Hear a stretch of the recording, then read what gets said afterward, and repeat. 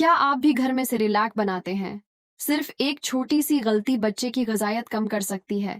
आज जानें homemade Cerelac बनाते वक्त होने वाली 5 आम गलतियां जिनसे हर वालिदीन को बचना चाहिए। गलती नंबर 1, सिर्फ एक इनाज इस्तेमाल करना।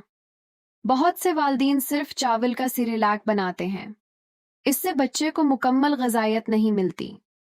सही तरीका यह है चावल, जई, ओट्स और गंदम बच्चे की उम्र के मुताबिक, दाल और थोड़ा सा बाजरा या जो शामिल करें ताकि मुख्तलिफ ग़िज़ाई अज्जा मिलें। गलती नंबर 2, चीनी या नमक शामिल करना। 1 साल से कम उम्र बच्चे के खाने में चीनी या नमक शामिल नहीं करना चाहिए। सही तरीका है कुदरती मिठास के लिए केला, सेब या नाशपाती की प्यूरी इस्तेमाल करें।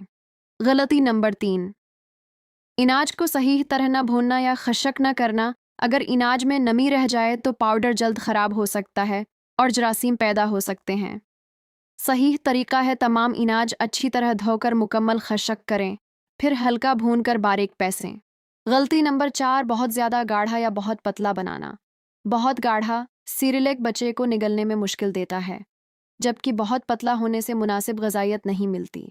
सही तरीका है इब्तदा में नरम और दरमियानी गाढ़ापन रखें, फिर बच्चे की उम्र के मुताबिक आहिस्ता आहिस्ता गाढ़ा करें। 5वें गलती जानने से पहले चैनल को सब्सक्राइब करें, वीडियो को लाइक करें। गलती नंबर 5 है बहुत ज़्यादा मकदार बनाकर महीनों रख देना।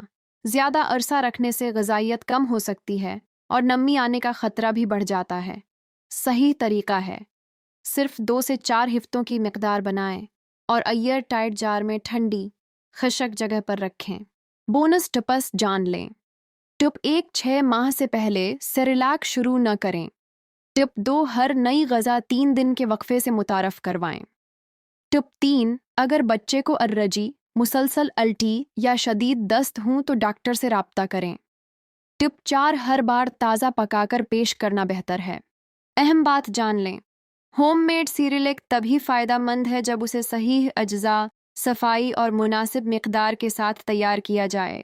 ज़रूरी मशूरा याद रखें, ये एक उमूमी गाइडलाइन है। अगर बच्चे को किसी खुराक से एलर्जी, वज़न न बढ़ने या सेहत से मुताल्लिक़ कोई मसला हो तो अपने बच्चों के डॉक्टर से ज़रूर मशूरा करें। अगर आप जानना चाहते हैं कि घर में बेहतरीन होममेड सेरेलैक बनाने की मुकम्मल रेसिपी क्या है, तो हमारी अगली वीडियो ज़रूर देखें। कमेंट में बताएं आप अपने बच्चे के लिए कौन सा इनाज इस्तेमाल करते हैं। बच्चों की खुराक, नशोनमा और रोज़ाना मुफीद मालूमात के लिए यूट्यूब पर मॉम एंड बेबी गाइड को सब्सक्राइब करें और टिकटॉक पर फॉलो करें।